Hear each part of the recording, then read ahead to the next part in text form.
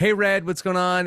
Rob and Taran from RHAP. Red, I know you've been out of the house for a couple of days. Have you had any chance to watch anything that has shown you anything new since you've been out of the house? No, not really. Where I'm from, I'm so deep in the holler, you got to pop in sunshine, let alone internet service, brother. So it's hard to keep up with that kind of thing. I am getting whispers through little bits of social media here and there about some things going on, but I definitely need to catch up on yesterday's episode and all that. I'll be doing that a little bit later on today for sure. Now that you've had time to sort of think about what happened that last week, what are your thoughts on like Cameron and your relationship with him and Serene and everything that happened? Well, ultimately, Cam is an awesome person, and I was led to do the things I did under false pretenses.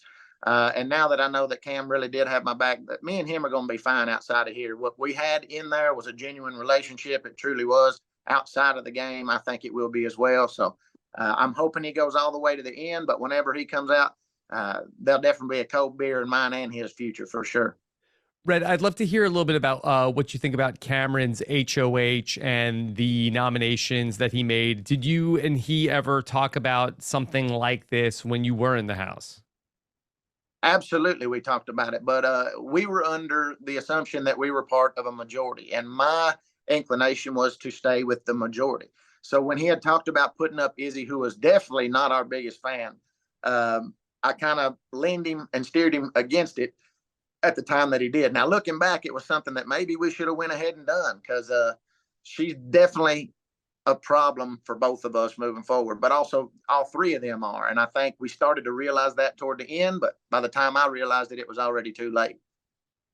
Given what you know now about Serene, do you think that if you had made it onto the jury, do you think that you would have voted for her to win? That's a tough one.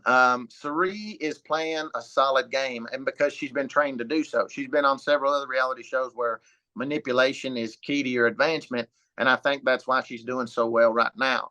Now, based on strict gameplay, I think she would probably get my vote to win. I don't think anybody wants to be sitting next to Cerie, but on a personal level, my vote will go to Cam for sure if he's ended up in that seat. As well. So, Red, why did you feel like that the House ultimately decided to get rid of you after they had told you that you were going to be safe?